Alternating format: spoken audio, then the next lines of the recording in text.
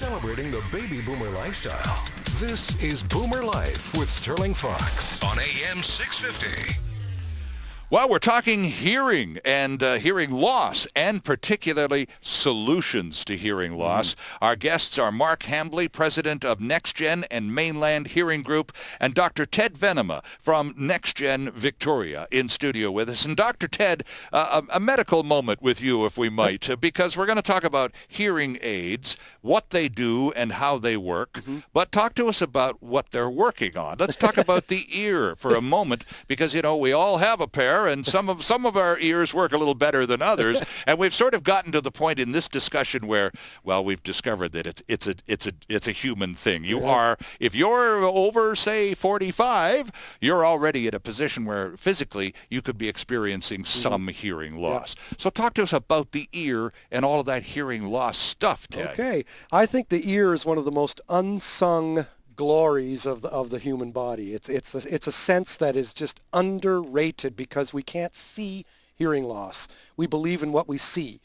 And you know, you see blindness with a white cane and everyone wants to help. But the ear is phenomenal because the outer ear, you ever look at the outer ear and look at its weird folds and shapes? And you wonder, why is the ear shaped like that? It sticks out of our head a little bit. That outer ear actually is shaped like that because it has to be. It resonates like a wine glass resonates when you lick it and your finger and it makes that noise, right? And it resonates with the high frequencies of speech. Okay. The consonants, letters S, F, K, C, H, Ch, S, H. That outer ear naturally. So if we didn't speak as an animal or a mammal, if we did not speak, I don't think we would have evolved or been created to have ears the shape that we do. We'd have dog or cat's ears. It's because we speak. The ear is literally married to speech. It's speech and hearing is a communicative sense. It involves others as well as the person who has the hearing loss, as we know. So that's the outer ear. It naturally has a resonance to increase the audibility of high-pitched consonants, which are soft. And the middle ear is phenomenal because that drum is about as big as your pinky when you look dead at, and you look at the tip of your pinky dead on as it faces you. That's the size of a typical eardrum. Yep, it's a little smaller than a penny. It's about the size of a dime, a little smaller. And that drum, it's the sound hits that drum. Now, I think listeners should, in order to get this, just try this. Push with your hand really hard against the side of your face, or push with one hand against the flat of your other hand really hard.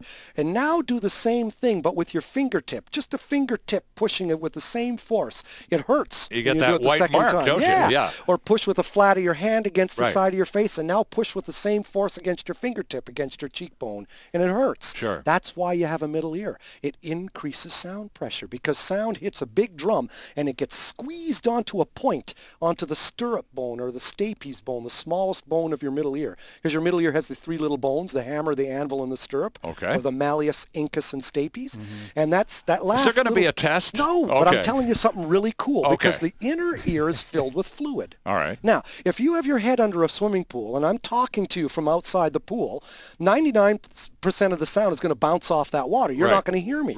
How is sound going to penetrate or activate a fluid-filled inner ear? Because that's what your cochlea or inner ear is filled with fluid. Interesting. So airborne sound, how the heck is it going to activate a fluid-filled thing? Most of the sound's going to bounce off that fluid. That's why you have a middle ear, because it increases that pressure of airborne sound by hitting a relatively larger eardrum, and all that force gets squeezed onto a point of that last little middle ear bone, and that's how sound enters your inner ear or cochlea. Interesting. That's leveraged. It's amazing. It's that's why the little mammals could escape the dinosaurs, because dinosaurs didn't have middle ears. Interesting.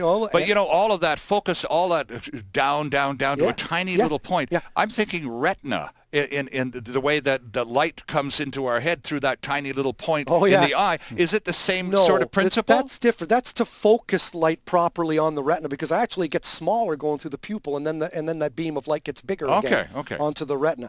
This is something to just increase the pressure of airborne sound so that it can activate something that's filled with fluid. So when we start to lose our ability to hear, what's giving up? What's going away? It's the inner ear, not the middle. The Okay. outer ear is fine. If you remove the wax, eardrum is fine. Those 3 little bones are fine. Right. There's nothing wrong with that. It's all about what's in that little snail-shaped inner ear, which is called the cochlea. Now, cochleos is the Greek word for snail shell. Okay. And that, too, is about as big as your pinky fingernail. You just look at that. That whole little snail-shaped organ is small. It's about the tip of your pinky.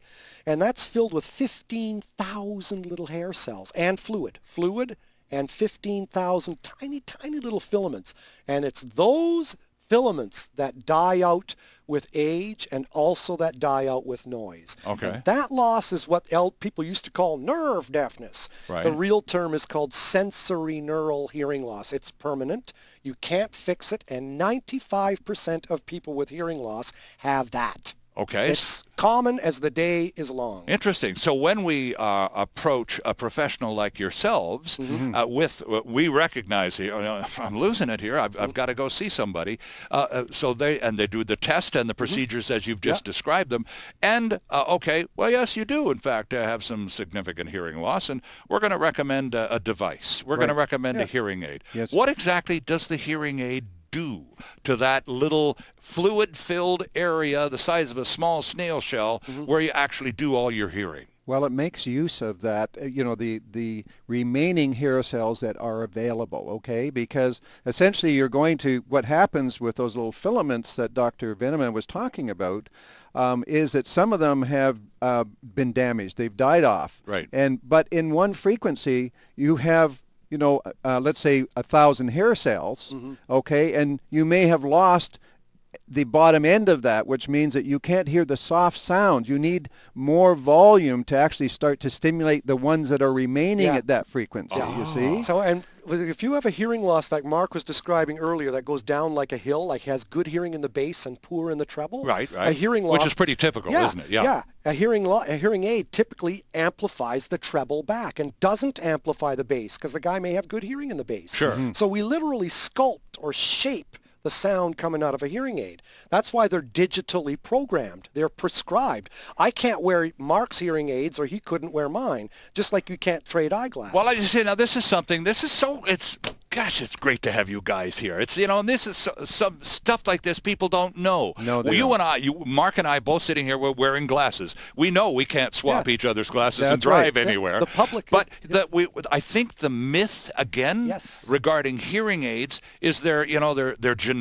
Yes. They all do basically the same thing, and they have a volume button, and that's your secret to hearing again. You turn the darn thing up or down, and what you're suggesting is that, like eyeglasses, a hearing aid is as custom-made to the wearer as a pair of glasses That's is. right. Absolutely. If you're going to properly correct their hearing loss, absolutely. Yeah.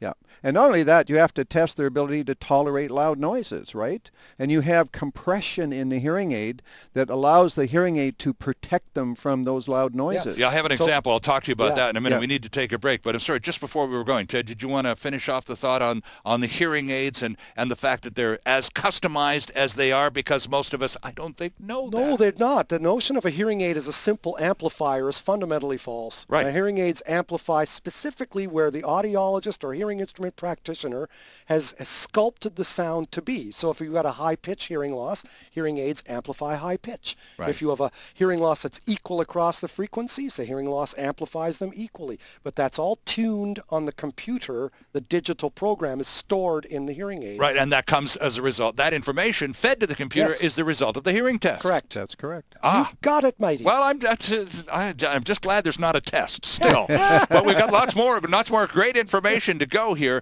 as we talk hearing with our guest Mark Hambley and Dr. Ted Venema from NexGen and Mainland Hearing Groups. And they're online at nextgenhearing.com and mainlandhearing.com. Lots more terrific information on both those websites and lots more useful information coming right up on Boomer Life. Canada's only weekly radio show dedicated to the baby boomer lifestyle. This is Boomer Life on AM 650.